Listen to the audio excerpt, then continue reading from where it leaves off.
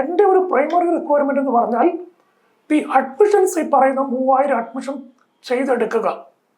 അപ്പം അത് ഈ കേരളത്തിലോ ഇന്ത്യയിലോ ഒരു വ്യക്തി വിചാരിച്ചാലും അസാധ്യമായിരുന്ന ഒരു കാര്യമാണ്. കാരണം ഒരാൾക്ക് പോലും അത് ചെയ്യാൻ പറ്റുമായിരുന്നില്ല.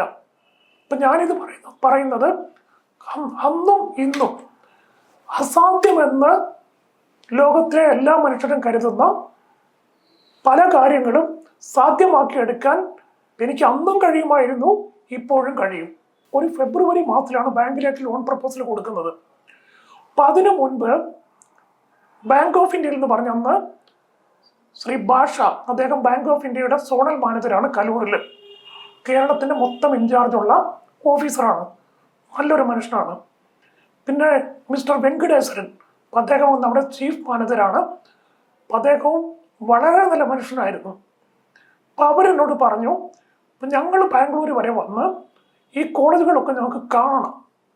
കാരണം പുതിയ കോളേജല്ലേ, ഇപ്പം എങ്ങനെയുണ്ട്, ഇൻഫ്രാസ്ട്രക്ചർ ഉണ്ടോ, കാര്യങ്ങളൊക്കെ ഞങ്ങൾക്കൊന്ന് ബോധ്യപ്പെടണം. ബോധ്യപ്പെട്ടിട്ട് കോളേജുകളൊക്കെ നല്ലതാണെന്നുണ്ടെങ്കിൽ തീർച്ചയായിട്ടും ഈ കുട്ടികളുടെ ലോണിൻ്റെ കാര്യത്തിൽ ഒരു പ്രയാസവും ഇല്ല.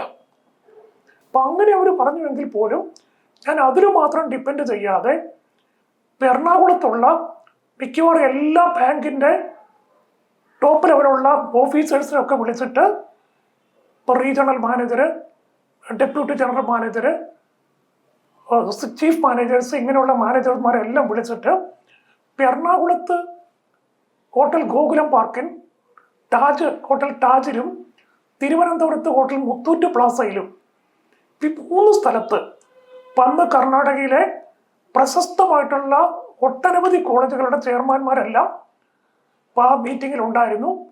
ആചാര്യ കോളേജിൻ്റെ ചെയർമാനൊക്കെ വന്നു എന്നാണ് എൻ്റെ ഓർമ്മ. അപ്പം ആ സമയത്ത് ഡോക്ടർ അശ്വത് നാരായൺ, അദ്ദേഹം ആ സമയത്തൊക്കെ എൻ്റെ അടുത്തൊരു സുഹൃത്തായിരുന്നു. അപ്പം അദ്ദേഹം പിൽക്കാലത്ത് കർണാടക ഡെപ്യൂട്ടി CM വരെ ആയിത്തീരുന്നതിനൊക്കെ ഇടയായിട്ടുള്ള നല്ലൊരു വ്യക്തിയാണ്. അപ്പം അദ്ദേഹമൊക്കെ ബാങ്കേഴ്സുമായിട്ടുള്ള പ്രോഗ്രാമിലൊക്കെ വന്നതാണ്. ഇപ്പം ബാങ്കേഴ്സ് വളരെ ബദരി നാരായണനും ഡെലോയിറ്റിൻ്റെ പ്രതിനിധിയും ഒക്കെ അന്ന് ആ മീറ്റിങ്ങുകളിൽ വന്നിരുന്നു. ആ മീറ്റിങ്ങുകളിൽ ബാങ്കുകാർ വളരെ സംതൃപ്തരായി. ബദരി നാരായണൻ അദ്ദേഹത്തിൻ്റെ കാര്യങ്ങളൊക്കെ വളരെ നന്നായിട്ട് ചെയ്തു. ഇപ്പം ഈ ലോൺ കിട്ടുക എന്നുള്ള കാര്യത്തിൽ ഒരു സംശയവുമില്ല. കാരണം 100% കിട്ടും. ഈ പ്രോജക്റ്റ് 100% സക്സസ് ആണ്.